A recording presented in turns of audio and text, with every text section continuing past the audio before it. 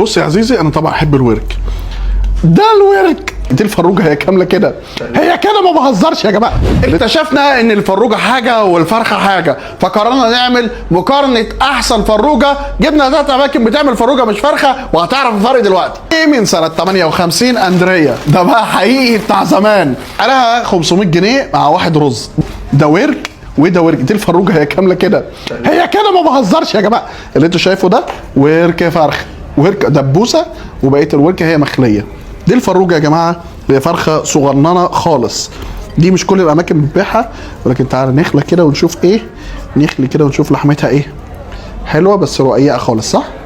يلا بينا.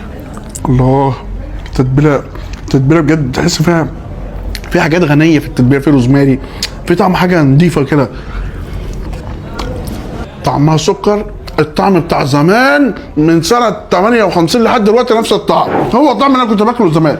والفرق كنت بروح يا باشا مع جدي وانا صغير. الفرق ما بينها وبين الفرخه الكبيره ان صدرها بيبقى طري، ما يبقاش ناشف زي الفرخه الكبيره.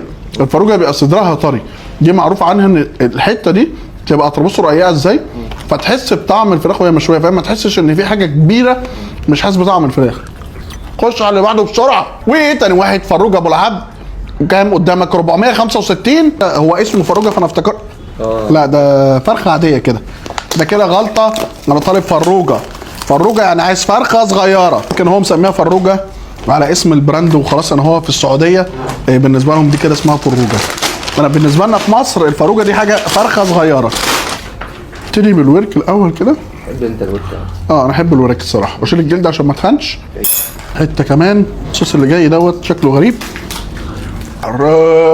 نار ينزل في التوميه، طعمها حلو، ولكن تتبيله مش بتاعت المصريين، فاهم؟ لها طعم تتبيله كده حلو بس غريبه علينا شويه. انا مش هقول ان هي حلوه ولا وحشه عشان هي مش معانا في المقارنه. خش على بعض. ايه تالت واحد هو تكه، وهي 200 تعتبر 90 جنيه بالتوصيل بالهيصه بشقلباظاتك، ومعاها رز. انت بتاخد رز او سوتيه. انا قلت لكم انا بحب الفروجه ليه؟ عشان الناس اللي ما بتحبش الصدر بتاع الفرخه تطلب فروجه، الصدر بيبقى طري. نبتدي بالصدر يا عم، بس اصلا شكلها حلو. ماشي مش جاي معاها توميه حتى؟ لا. جاي معاها توميه وعيش سوري يا عم. انت عشان طالبها يعني، لو طالب فرخه تديني رغيفين، يعني طالب فروجه تديني رغيف واحد؟ بيهزروا صح؟ وباين عليه متشوح بسمنه. ده يعلي ده الرغيف لوحده يعلي الكوليسترول. بص اعصر كده، ده بينزل الكوليسترول جوه، بس انا مش عايز يعني، فاهم؟ ده ايه؟ هو عيش سوري؟ ده مش عارف عيش سوري ولا ايه، بس هو ايه، يجيب كوليسترول لوحده. ده دوق كده يعني كده، تاخد هبشه.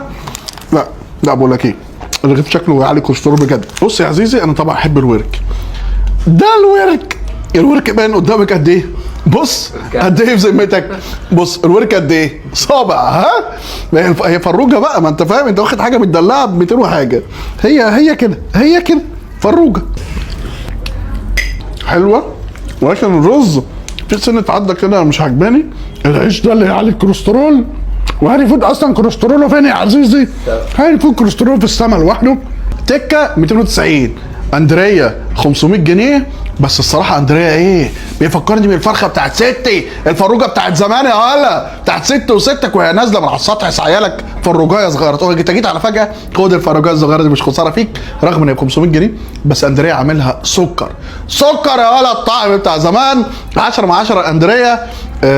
صراحه انا حبيت اندريا، هدفع 500 جنيه واكل فروجه وخلاص، امر الله. سلام ايه، انا جايب 3 فروجات يا ولا. اعمل لي لايك وفولو للفيديو ده. انت هتضيعوا المحتوى ولا ايه؟ سلام.